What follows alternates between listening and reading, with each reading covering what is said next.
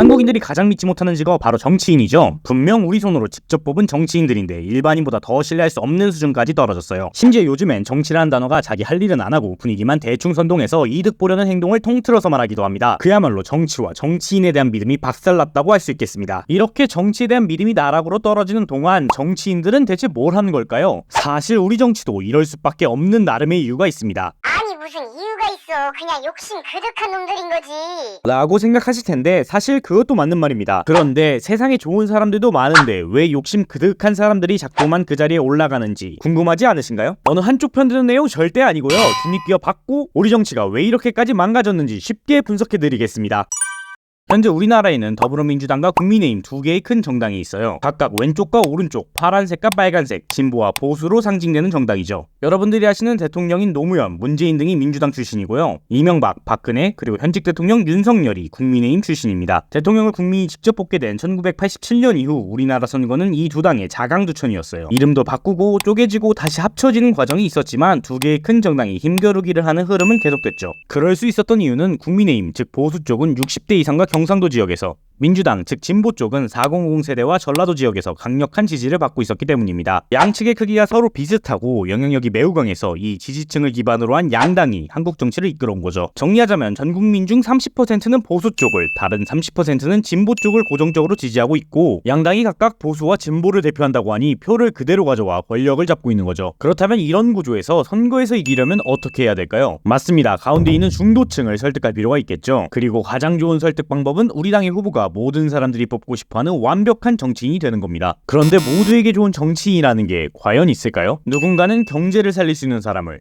누군가는 도덕적인 사람을, 또 누군가는 상대당을 잘 공격하는 사람을 좋은 정치인이라고 생각하니까요. 따라서 이 전략은 현실성이 떨어지죠. 그래서 나온 전략이 마타도어 혹은 네거티브라 불리는 전략입니다. 하지만 용어가 좀 어려우니까 저는 그나마 낫다 전략이라고 하겠습니다. 앞서 살펴본 것처럼 어차피 선거는 고정 지지층이 있는 양당 중 하나가 승리합니다. 다른 소수 정당이 끼어들 틈이 없죠. 그렇다면 내가 제일 도덕적일 필요도 제일 능력 있을 필요도 없습니다. 상대당보다만 나으면 되니까요. 그래서 나의 장점을 말하기보단 상대를 무지성으로 비난하는 겁니다. 그리고 이런 비난은 하기는 쉽지만 해명은 또 어렵죠. 이렇게 상대방의 이미지가 바닥을 찍으면 중도층들은 자연스럽게 나에게 표를 줄 수밖에 없는 겁니다. 이게 바로 그나마 낫다 전략입니다. 근데 이걸 또 마냥 야비하다고만 할 수는 없는 게, 진짜 문제가 있는 후보가 있다면 밝혀내야 하잖아요. 후보를 검증하는 과정이다 라고도 말할 수 있는 거죠. 그래서 이 전략을 양쪽 다 사용하고 있습니다. 서로 계속 비난하고 싸우기에만 집착해 결국에는 나쁜 놈과 덜 나쁜 놈만 남습니다. 아무리 내가 능력이 없고 나쁜 사람이어도 상대가 더 능력 없고 더 나쁘기만 한다면 선거에서 이길 수 있으니 결국 정치가 서로 싸우기만 하는 악순환에 빠지게 됩니다. 우리가 보는 정치 뉴스에서 적폐청산, 좌파 척결 같은 구호가 난무하고 할 일은 안 하고 매일같이 싸우는 정치인들을 보게 되는 것도 바로 이러한 이유에서입니다. 현재로선 이렇게 하는 게 곧 선거에서 이기는 방법이니까요. 자, 그럼 우리는 이대로 계속 정치인들이 무의미하게 싸우는 것만 구경해야 될까요? 꼭 그렇지만은 않습니다. 지금처럼 선택지가 두 개가 아니라 여러 개라면 어떨까요? 선택지가 여럿이라면 한쪽이 나락을 가도 다른 쪽이 그 표를 다 받아먹진 못하겠죠. 잠깐! 지금도 후보는 여러 명 나오는데 뭔 소리요? 맞습니다. 바꿔 말하겠습니다. 경쟁력 있는 선택지가 여럿이라면 어떨까요? 지금까지는 양당을 제외한 나머지 당들은 경쟁력이 없거나 있어도 지속력이 약했습니다. 선거 전에만 반짝 떴다가 결국 양당에 흡수되곤 했죠. 따라서 경쟁력 있는 선택지는 양당에 흡수되지 않고 동등하게 경쟁할 만한 힘이 있는 당을 말합니다. 그렇다면 다른 정당들은 왜 경쟁력을 가지지 못할까요? 이걸 알면 정치인들의 무의미한 싸움도 줄일 수 있지 않을까요? 이해를 위해 두 가지 관점으로 나눠보겠습니다. 대통령을 뽑는 대통령 선거와 국회의원을 뽑는 총선거. 우선 대통령 선거입니다. 대선은 승리한다면 대통령 자리뿐만 아니라 여러 국가 권력을 가져가고, 반대로 진 쪽은 아무것도 얻지 못합니다. 따라서 정말 영혼까지 끌어모아서 선거에 임해야겠죠. 여기서 문제가 생깁니다. 쉽게 예를 들어 설명해드릴게요. 짜장면당, 짬뽕당, 파스타당이 있다고 생각해보죠. 그리고 국민 중 짜장면당 후보를 지지하는 사람은 40명, 짬뽕당 후보를 지지하는 사람은 20명, 파스타당 후보를 지지하는 사람은 45명이라면 짜장면과 짬뽕 간의 미세한 차이는 있겠지만 중식을 좋아하는 국민이 60%라고 할 수 있겠죠. 60%면 절반이 넘으니까 중식 후보가 당선되는 게 자연스러워 보입니다. 하지만 이 지지율 그대로 선거를 치르면 양식 정당인 파스타당이 당선되겠죠. 그래서 서로 성향이 비슷한 짜장면, 짬뽕당 지지자들은 파스타당이 이기는 것만큼은 막고 싶기에 실제 투표에선 표를 몰아서라도 파스타당이 당선을 막으려고 합니다. 그리고 보통 지지세가 더 큰 쪽으로 표를 몰아줍니다. 이를 정당들도 알고 있기에 짜장면, 짬뽕당의 중식 후보 단일화가 일어나기도 하죠. 하죠. 따라서 사실상 우리에게 주어진 선택지는 다시 짜장면당 혹은 파스타당입니다. 선택지가 두 개라는 건 다시 상대의 물어뜯기의 시작이죠. 이 문제를 해결하는 방법은 뭘까요? 결선 투표.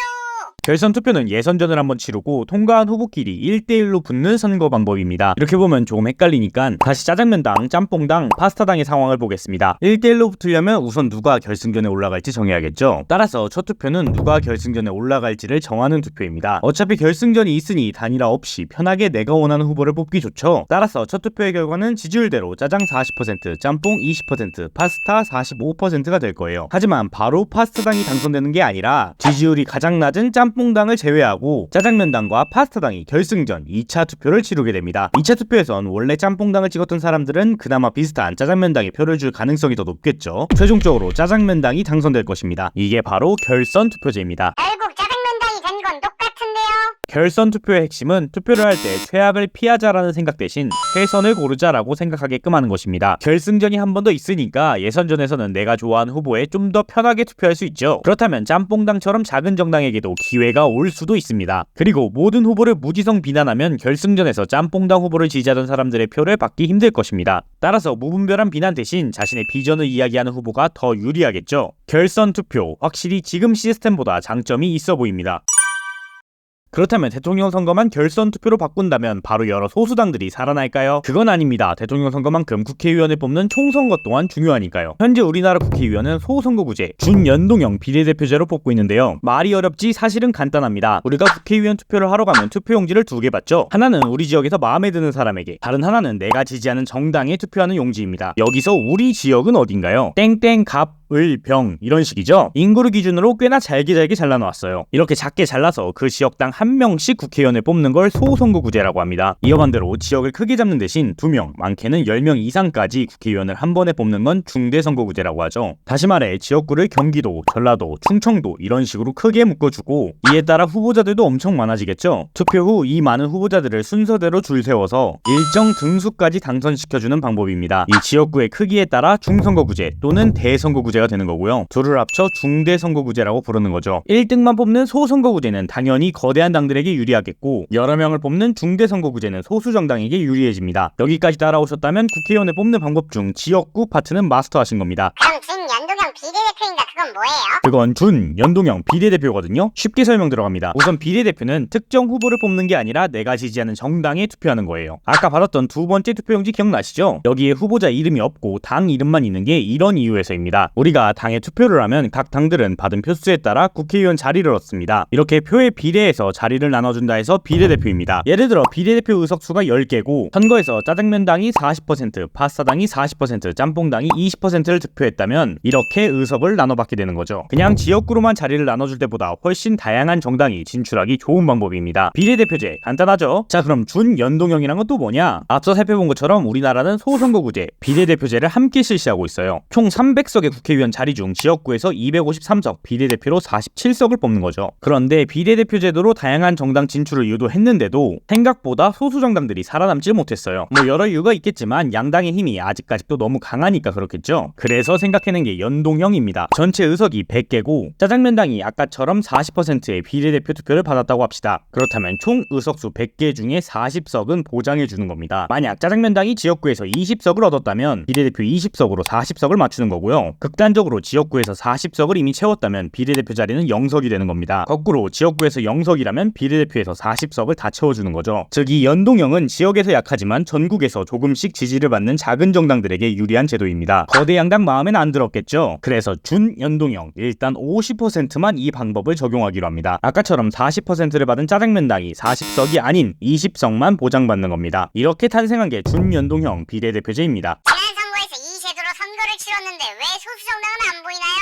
그건 거대 양당이 위성 정당이란 걸 만들어서 그렇습니다. 법을 만들어 놓고 생각해보니 소수 정당에게 주는 의석이 아까웠는지 자기가 직접 소수 정당이 되기로 합니다. 물론 본체는 놔두고 분신술로 정당을 하나 더 만든 거죠. 이게 바로 위성 정당입니다. 본체는 지역구에서, 분신은 비례대표에서 선거를 치르면서 결국 양당이 대부분의 의석을 가져왔습니다. 다양성을 늘린다는 면에서 좋은 제도였는데 결국 무산돼 버리고 만 거죠.